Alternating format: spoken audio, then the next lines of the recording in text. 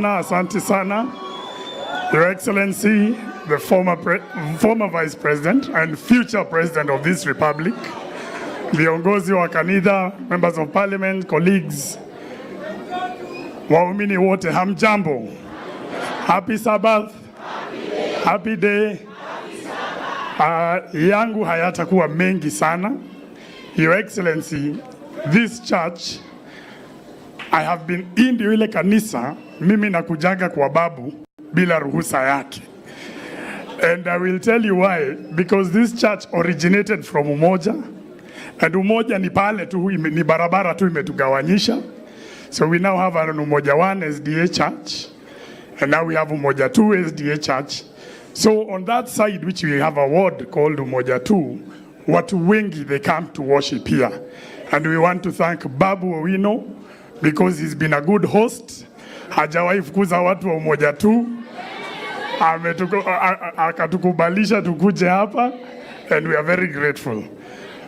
Kwa viongozi najua, Your Excellency, I always come here with my wife, lakini leo nimemtuma mahali because I'm also a member of the SDA church as well. It is the church my wife took me to after, kwa sababu ametoka upande wa Kisii. So mimi nikiwa hapa niko nyumbani.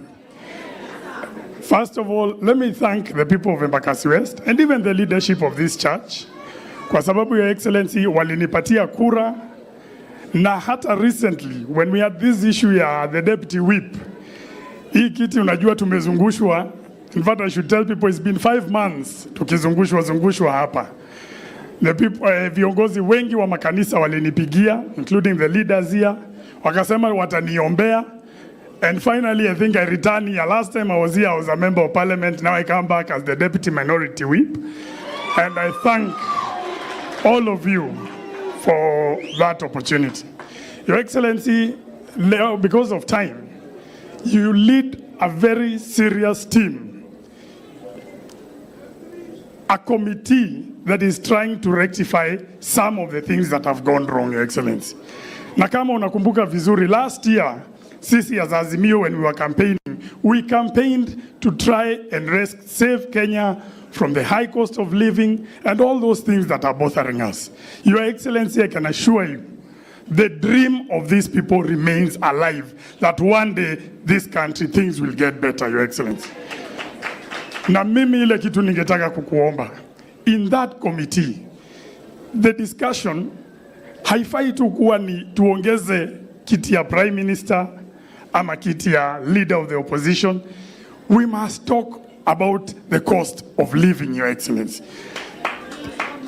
Ile kitu ambayo umeona hata juzi, nimesikia mtu atakisema, there is a threat. Your Excellency, you are the vice president that oversaw free primary, free secondary education under Mwai Kibaki.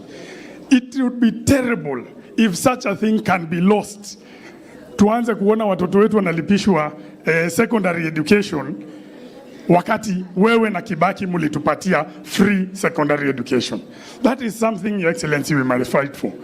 I want to join my colleagues and say that the cost of living, lazima tuiangalie. It must come down. We must talk about these commodities. Lazima tuangalie vile vijana wetu na kina mama watapata kazi. Kulikuwa na program ya kazi mtaani and it worked, Your Excellency. Tafadhali, while you're in that dialogue committee, please, hiyo usitusahau. I also want to add the issue of political fidelity, Your Excellency. Unajua, sisi tulichaguliwa, mimi and my brother Mwago, and I thank him also for standing firm. We were elected in Jubilee in Azimio. Na sisi tumebaki true to that cause. Tukasema hapo ndio tutasimama. If somebody is going to exit, kama utatoka, you must go back to the electorate, to the people. You cannot even hold an NDC to determine the future of a party. Yet over 46,000 people here, wenye walinichagua, Mwago has over 50,000, voted for him knowing he's in a certain coalition. So this decision cannot be reversed by 5-6 people seated there.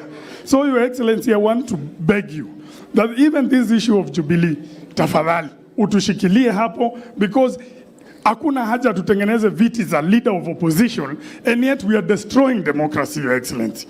As I conclude, Your Excellency, I just wanted to reiterate to my fellow worshippers here. Tafadhali tukumbuke kuombea viongozi wetu.